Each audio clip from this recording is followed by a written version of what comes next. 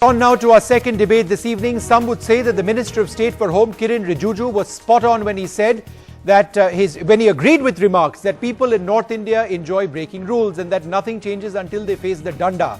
The Aam Aadmi Party is outraged by these remarks, but we look at the larger issue of a culture of intolerance that some say does exist. Was the minister simply stating the obvious? One of the Lieutenant Governor of Delhi made a statement some years back. He says the people of North India, they enjoy breaking the rules. And by evening he was forced to apologize. But I believe that what he said was right. हमारे यहाँ नहीं होता है क्या? कानून तोड़ने से लोग उसको बहुत प्राउड का मामला समझते हैं कि मैंने तो वो धमकी दे दिया एक पुलिस ऑफिसर को. So people love flouting the rules. यहाँ तो बोलता है कि डंडा जब तक नहीं देगा तो लोग सुधरते नहीं है. अरे जब सिटीजन्स ठीक नहीं है, इनडिसिप्लिन है, 10 बार बोलने का बात नहीं मानता है, तो फिर डंडा तो चलाना पड़ेगा फिर तो. Well, was he not stating the obvious over there? Is there anything terribly offensive about that? Sanju, I beg your pardon, Sanju Verma has left, so we've got Ashutosh of the Aam Aadmi Party with us still. Maxwell Pereira, former Joint Commissioner of Police in Delhi, and Abhijit Ganguly, the stand-up comedian with us. Maxwell Pereira, sir, has he said anything wrong that people, let us say in Delhi, don't listen until they get a danda? That's what he was saying. Was he being crude or was he in fact saying a larger truth? Vishnu, give me a moment so that I can give you a little background of all this. Mr. Tajinder Khanna, the former Lieutenant Governor, he made this remark about the North Indians enjoy breaking law, and this is at a traffic function, yes, at a function of the traffic police.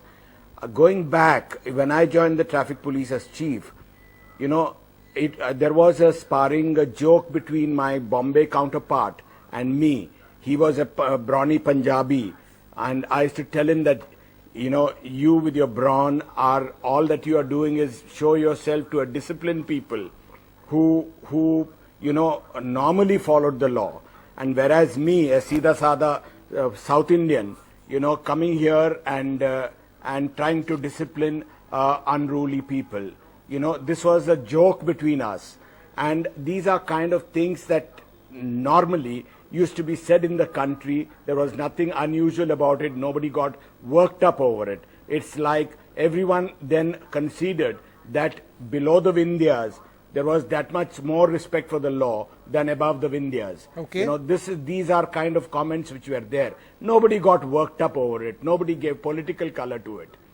But today, I think we are so incensed, we are so worked up, the yes, general environment of the country is so vitiated that anything and everything that is said becomes a huge issue.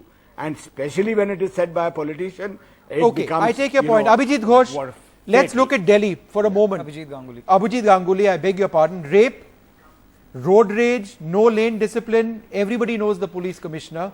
Yeah. No respect for women.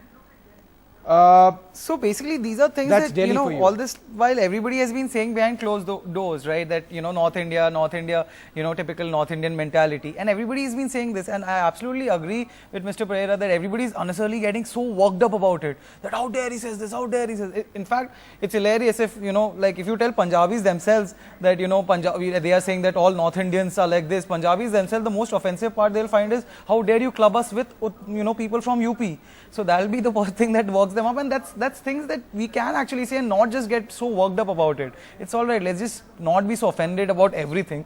So yeah, that's completely, and in terms of stereotype, it's a very valid stereotype that people have, and let's also face it that, where there's a fire, where there's a smoke, there's obviously a fire. So that is, what he's been also saying from his experience. So yeah, that is certainly true. Like in terms of traffic, it's so evident to see that the whole North Indian mentality of me first and everything, that's just not there when you're going to say Bombay or Bangalore. So that's true, and let's just be calm about it and just not be so worked up.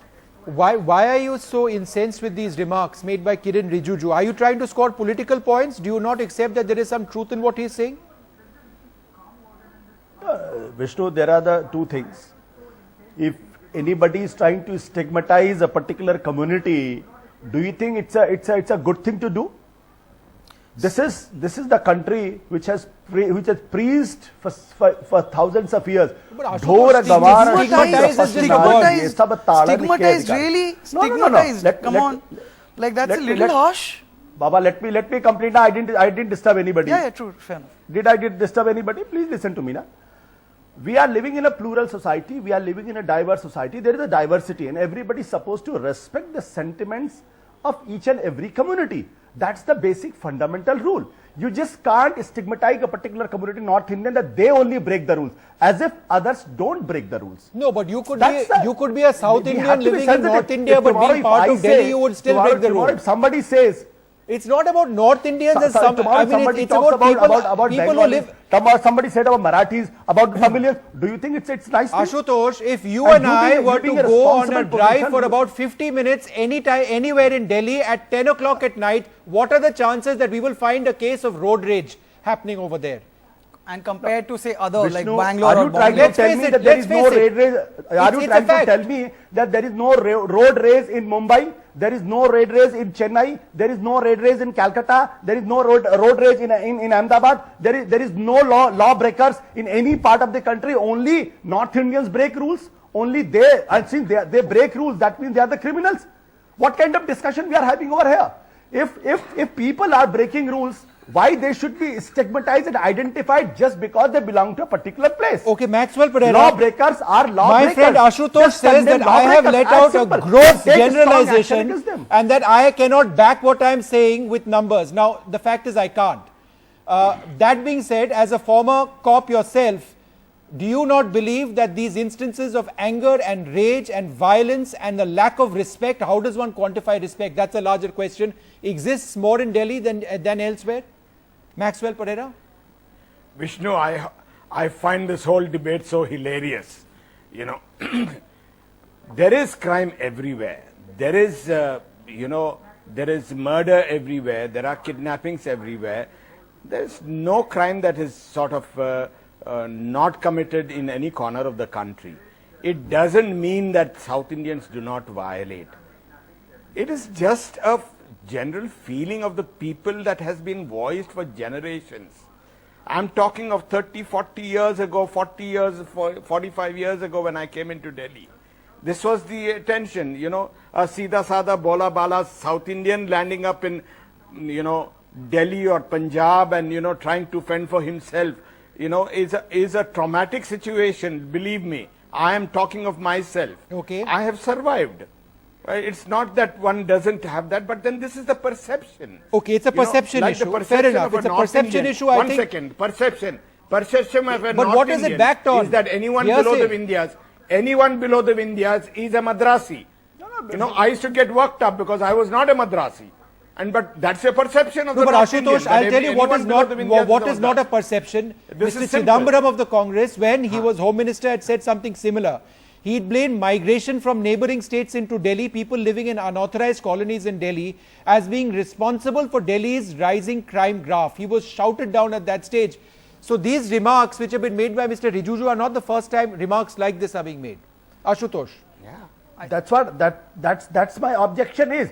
If anybody is indulging into crime, if anybody is breaking law, please take action against them. Why you are trying to identify a particular community because only they break laws or others don't? That's my only limited point. I'm saying lawbreaker is a lawbreaker. It's not one community. Identified because Delhi of his regional identity, has got 1,000 communities. Ethnic identities, because of his religious identities. See, can you say something like this? No. Okay, Abhijit. I do agree with Ashutosh when he says that we cannot generalize. I agree with him. But go ahead, Abhijit. See, if we try hard enough, Mr. Ashutosh, if we try hard enough, we can find anything offensive. Has to be respected. Every community has to respect. True. I agree with you, but just hear me out. If you violate that fundamental rule, there is a problem. See, if you try hard enough, everything can be offensive. If you really want to be offended so badly, everything can be offensive. Everything can be, can be considered an insult. But I have that kind of a sense of humor, please. It's not about a sense of humor. It is a very valid statement that I am making. Don't break the fundamental rule of living coexistence. That's the only point. Do you realize that any statement can't be made? As a political leader, you have to be extra careful. I need to wrap this because we are out of time. Ashutosh, as a former TV anchor, you would understand the value of ending a program on time, but you said something that's important, the value of coexistence. I think the larger issue is do we really value that value of coexistence in Delhi enough? That's I'd why like I to, say 3 cheers for Ashutosh. I said that Ashutosh should be very happy to hear that. On that note, I need to take a short break. You've been watching the buck stops here. We need to take this short break. Do stay tuned.